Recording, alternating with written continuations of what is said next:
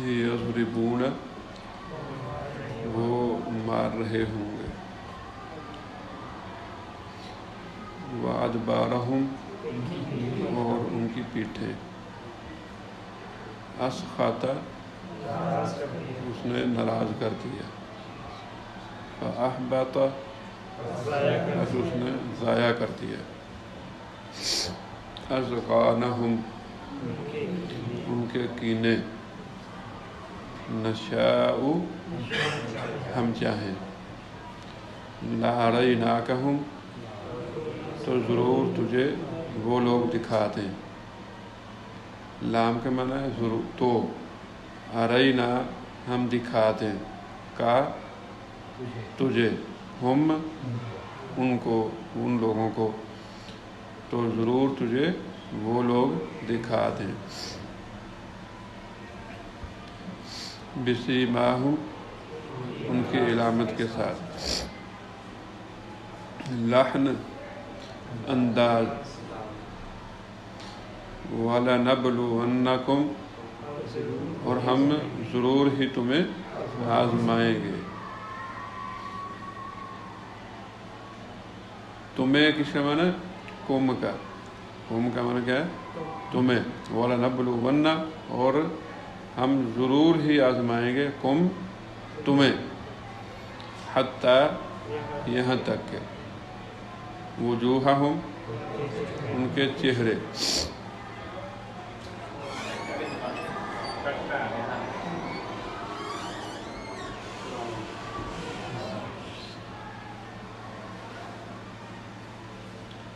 یہ پڑھنے آیات ایک دفعہ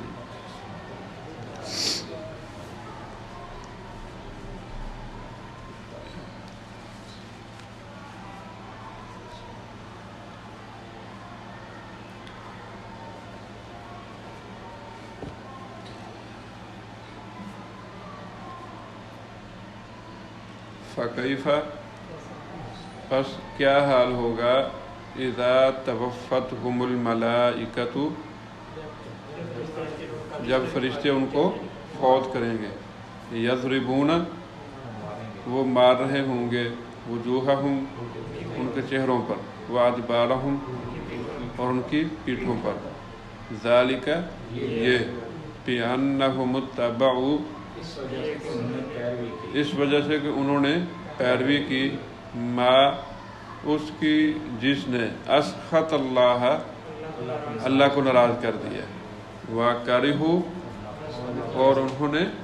ناپسند کیا، رضوانہ اس کی خوشنودی کو، اس کی رضا کو، فَأَحْبَطَ أَعْمَالَهُمْ تو اس نے ان کے اعمال ضائع کر دیے، ام حسب الذین کیا گمان کیا ہے ان لوگوں نے، فی قلوبہم مرض جن کے دلوں میں بیماری ہے، الَّن یخرج اللہ کہ ہرگز نہیں نکالے گا اللہ، اذقانہم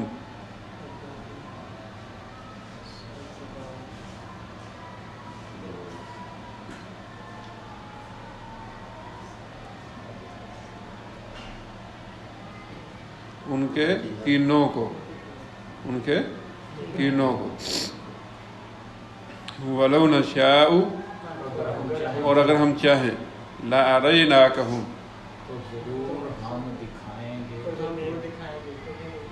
تو ضرور ہم تجھے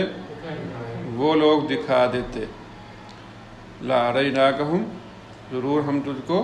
وہ لوگ دکھا دیتے، فَلَا عَرَفْتَهُمْ پھر ضرور تو ان کو پہچان لیتا، بِسِیمَاهُمْ ان کی نشانی، ان کی علامت سے، وَلَتَعْرِفَنَّهُمْ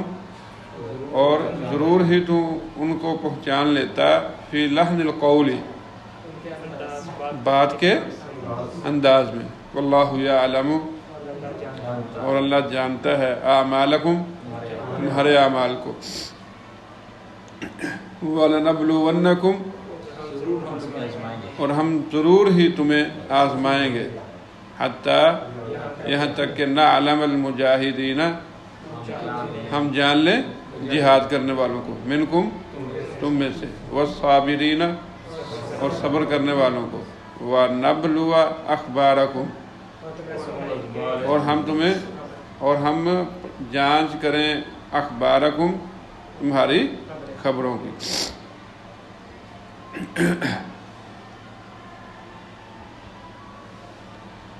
تو کیا حال ہوگا جب فرشتے ان کی روح قبض کریں گے، ان کے چہروں اور ان کی پیٹھوں پر مارتے ہوں گے؟ یہ اس لیے کہ انہوں نے اس چیز کی پیروی کی جس نے اللہ کو ناراض کر دیا اور اس کی خوشنودی کو برا جانا، تو اس نے ان کے اعمال ضائع کر دیے۔ یا ان لوگوں نے جن کے دلوں میں کوئی بیماری ہے، یہ خیال کر لیا ہے کہ اللہ ان کے کینے کو کبھی ظاہر نہیں کرے گا، اور اگر ہم چاہیں تو ضرور تجھے وہ لوگ دکھا دیں، پھر یقیناً تو نے ان کی نشانی سے پہچان لے گا، اور تو نے انہیں بات کے انداز سے ضرور ہی پہچان لے گا، اور اللہ تمہارے اعمال جانتا ہے۔ اور ہم ضرور ہی تمہیں آزمائیں گے، یہاں تک کہ تم میں سے جہاد کرنے والوں کو اور صبر کرنے والوں کو جان لیں اور تمہارے حالات جانچ لیں۔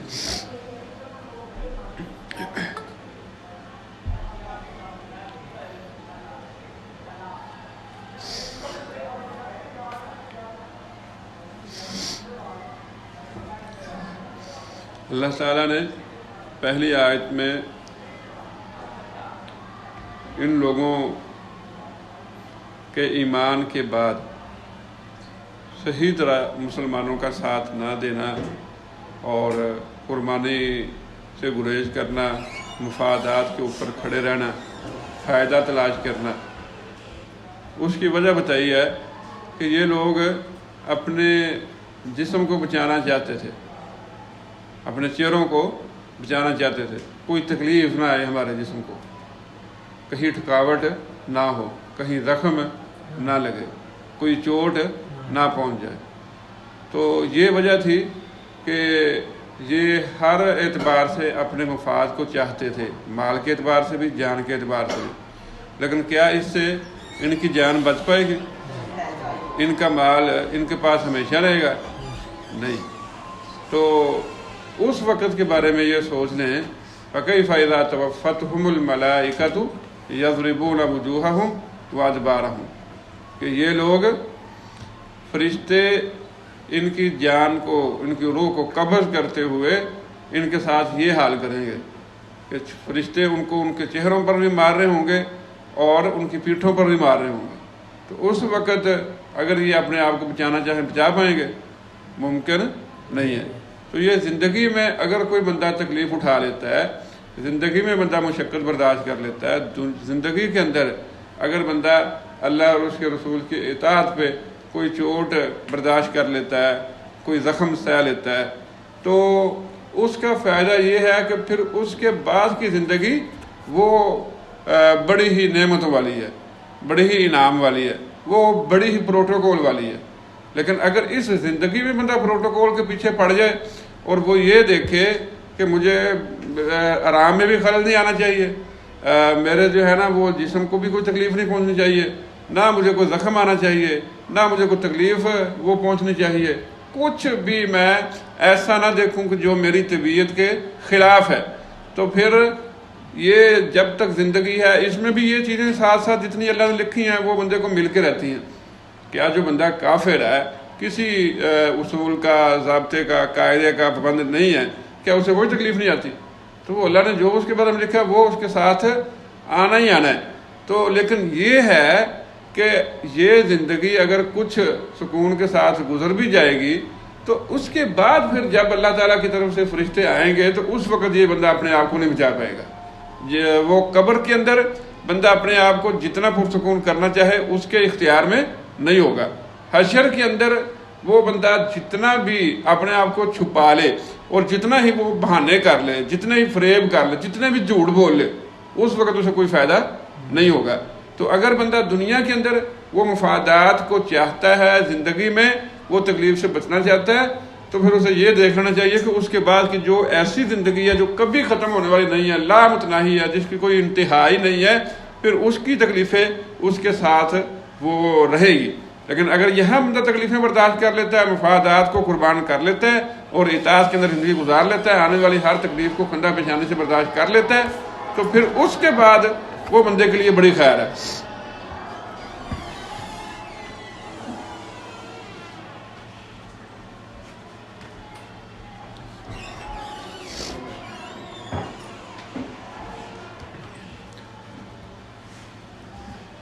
ان کے اعمال ضائع ہونے کی وجہ ضروری نہیں ہے کہ بندہ عمل کرے، محنت کرے اور پھر اس محنت کی، اس عمل کی ہمیشہ قدر ہی ہو۔ اللہ تبارک و تعالیٰ کا ضابطہ تو یہی ہے نا، یہ کچھ اللہ تبارک و تعالیٰ کا ضابطہ یہی ہے کہ اس کے ہاں قدر کی جاتی ہے۔ اللہ قدر کرنے والا ہے، وَكَانَ اللَّهُ شَاكِرًا عَلِيمًا، اللہ قدر کرنے والا ہے۔ اور کوئی بندہ محنت کرتا ہے تو اللہ تعالیٰ اس کی محنت کو رائے گاں نہیں جانے دیتا، لیکن بعض اوقات ایسے ہوتا ہے کہ بندہ کام کرتا ہے، عمل کرتا ہے، محنت کرتا ہے، خرچ کرتا ہے، وہ تکلیف اٹھاتا ہے، لیکن اللہ کے ہاں اس کی تکلیف، اس عمل کو بالکل رائے گاں کر دیا جاتا ہے۔ تو اس کی وجہ ان آیات میں جو ہم نے پڑھی ہیں، دوسری آیت میں اللہ نے یہ بتائی ہے، ذَلِكَ بِأَنَّهُمُ اتَّبَعُوا مَا أَسْخَطَ اللَّهَ وَكَرِهُوا رِضْوَانَهُ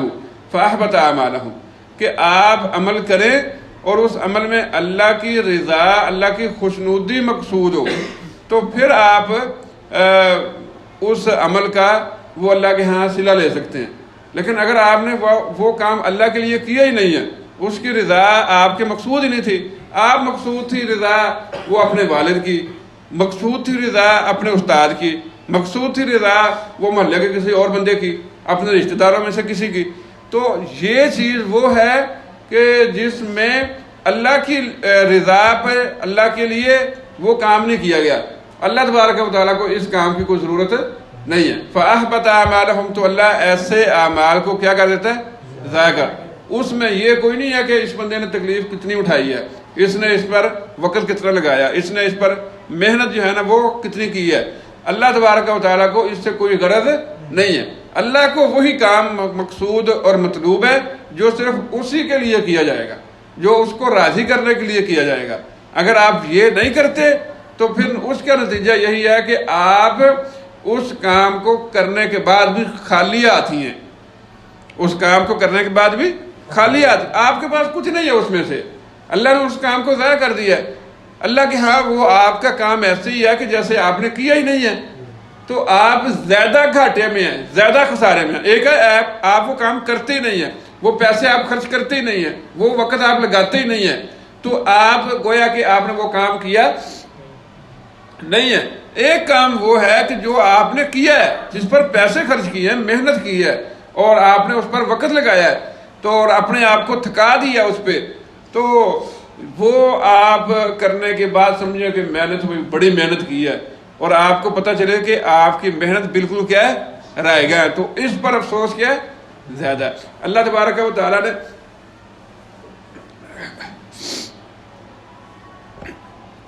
قرآن مجید میں کچھ لوگوں کا تذکرہ کیا ہے، عاملۃ ناصبہ، کہ ایسے لوگ ہیں جو عمل کرنے والے ہیں، محنت کرنے والے ہیں، اتنی محنت کے تھک جانے والے ہیں، اتنی محنت کے تھک جانے والے ہیں، اور ان کا نتیجہ کیا بتایا آگے؟ تسلا نارن حامیہ، یہ بھڑکتی ہوئی آگ میں داخل ہوں گے، بھڑکتی ہوئی آگ میں داخل ہوں گے۔ تو جو آج کے اس دن کے اندر لوگوں نے کیا یا کر رہے ہیں، اللہ کے نبی علیہ السلام سے اس بارے میں کوئی چیز ثابت نہیں ہے، تو اس کا نتیجہ بھی اللہ تعالیٰ معاف فرمائے اگر یہ نکلے تو یہ کتنا گھاٹے والا سودا ہے۔ ایک مسلمان کو پتہ ہونا چاہیے کہ وہ کون سی چیزیں ہیں جن سے بندے کے اعمال برباد ہو جاتے ہیں، ضائع ہو جاتے ہیں، اور اسے وہ بچانا۔ ایک طالب علم ہے، اس نے داخلہ لیا، داخلہ لینے کے بعد پورا سال گیا ہے سکول میں، کالج میں، یونیورسٹی میں، فیسیں اس نے الگ سے بھری ہیں، اپنے لیے آنے جانے کے لیے، وہ کتابوں کاپیوں کے لیے اس نے الگ سے والدین سے خرچہ لیا ہے، اور اس کے بعد جب امتحان آئے تو وہ بندہ جو ہے اس کی ڈگری کو ریجیکٹ کر دیا جائے تو یہ اس بچے کی نسبت زیادہ قابل افسوس ہوگا کہ جس نے داخلہ ہی نہیں لیا، جس نے داخلہ لیا ہی نہیں ہے اور وہ گیا ہی نہیں ہے، اس نے وہ امتحان میں بیٹھا ہی نہیں ہے، اس نے پڑھا ہی نہیں ہے، تو وہ بندہ اگر اس کو کہتا ہے کہ یہ ڈگری سے محروم ہے تو وہ بندہ اتنا قابل افسوس نہیں ہے جتنا کہ قابل افسوس یہ ہے کہ جس بندے نے وہ سال لگایا، 2 لگائے ہیں، 4 لگائے ہیں، لیکن اس کے ہاتھ میں پھر کچھ نہیں ہے۔ تو اگر ایک مسلمان محنت کرے، وقت لگائے، خرچہ کرے اور اس کے بعد اس کے خرچے کی محنت کی اس رب کے ہاں جو ہر محنت کی اور ہر عمل کی قدر کرتا ہے، اللہ کے ہاں کوئی قدر نہ ہو اور اس کے اعمال کو وہ اس کا عمل بھی ضائع کرنے والا ہو تو یہ بڑا گھاٹے والا سودا ہے۔ تو مسلمان کو، مومن کو بہت زیادہ اس کی فکر کرنی چاہیے کہ وہ کون سی چیزیں ہیں جو بندے کے عمل کو ضائع کرنے والی ہیں۔ منافقین کے نام ظاہر نہیں کیے اللہ تبارک و تعالی نے، کہا نا کہ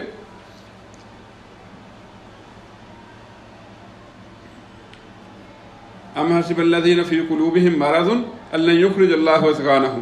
کہ لوگوں نے یہ سمجھا کہ شاید جو ان کے دلوں میں نفاق، کھوٹ ہے نا، اللہ اس کو کبھی وہ ظاہر نہیں کرے گا۔ تو اللہ تبارک و تعالیٰ نے ان کو کہا کہ ایسا نہیں ہے، بلکہ اللہ نے اس کو ظاہر کیا۔ سورۃ التوبہ کے اندر 10ویں پارے میں بہت ساری منافقین کی حرکتوں کو اللہ نے بے نقاب کیا، اس لیے سورۃ توبہ کا ایک نام سورۃ الفاضحہ بھی ہے کہ یہ منافقوں کو رسوا کرنے والی سورت تھی۔ تو پھر آگے اللہ نے یہ کہا کہ اگر ہم چاہتے نا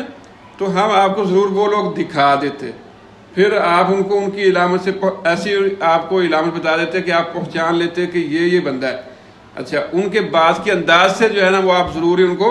پہچان لیتے۔ اللہ نے جو ہے نا ان کے نام نہیں بتائے، اب اللہ چاہتا تو نام بھی بتا سکتا تھا، لیکن اللہ تعالیٰ نے ان کے ناموں کو مخفی رکھا ہے، نشانیاں بتا دی، علامات بتا دی، یہ نشانیاں، یہ علامات پھر قیامت تک کے لوگوں کے لیے ہیں کہ جس بندے میں یہ علامت ہے، جس بندے میں یہ صفت پائی جاتی ہے، اس بندے میں وہ خوبی اور وہ صفت جو ہے وہ بیماری، نفاق کی بیماری وہ تصور ہوگی۔ تو اللہ تبارک و تعالیٰ نے ان کے نام وہ نہیں بتائے تاکہ پھر دوسرا اس میں یہ بھی ہے کہ اللہ نے ان کے لیے توبہ کا دروازہ کھلا رکھا ہے، توبہ کا دروازہ کھلا۔ ایک بندے کا نام سامنے آ جائے، وہ نامینیٹ ہو جائے تو پھر اس کے لیے وہ توبہ کا رستہ بھی بند ہو جاتا ہے۔ اللہ تبارک و تعالیٰ نے ان کے نام مخفی رکھے اور تاکہ جو ہے نا ممکن ہے اس کے بعد اللہ تعالیٰ کی طرف سے ان کو توبہ کی وہ توفیق مل جائے۔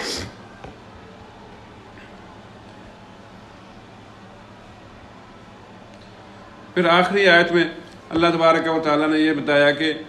ہر بندے کی آزمائش ضرور ہوگی۔ وَلَنَبْلُوَنَّكُمْ، اس میں لام بھی تاکید کا ہے، نون بھی تاکید کا ہے، اور جب یہ 2 حرف آ جائیں نا تو عربی میں پھر وہاں قسم کا معنی پیدا ہوتا ہے، یعنی گویا کہ اللہ نے قسم کھائی ہے کہ ہم تمہاری آزمائش وہ کریں گے۔ تو قسم کھا کے اتنی تاکید کے ساتھ اللہ تبارک و تعالیٰ کا یہ بات کہنا وہ معنی رکھتا ہے کہ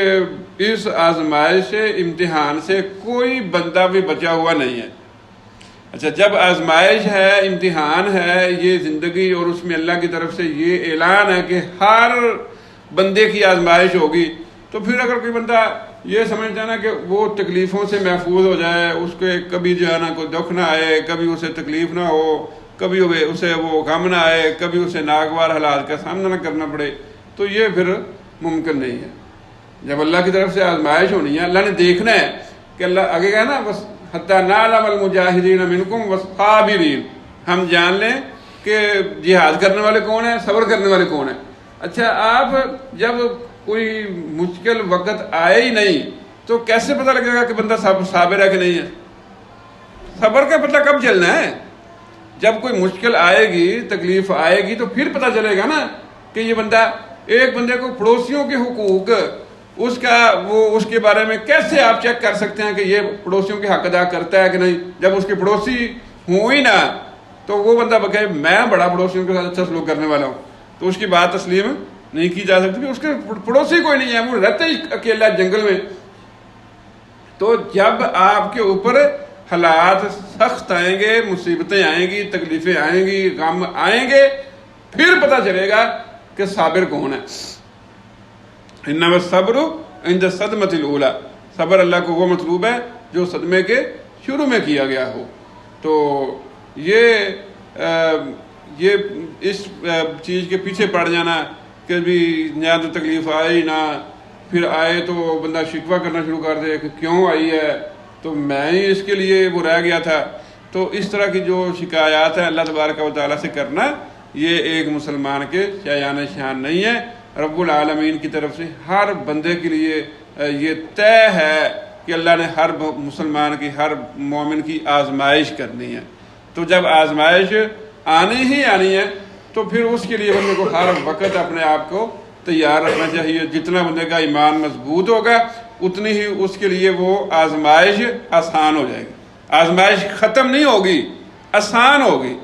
تو یہ ایمان کی بنیاد پہ ہے کہ جتنا آپ کا ایمان مضبوط ہے اتنی ہی آپ کے لیے وہ آزمائش آسان ہوگی۔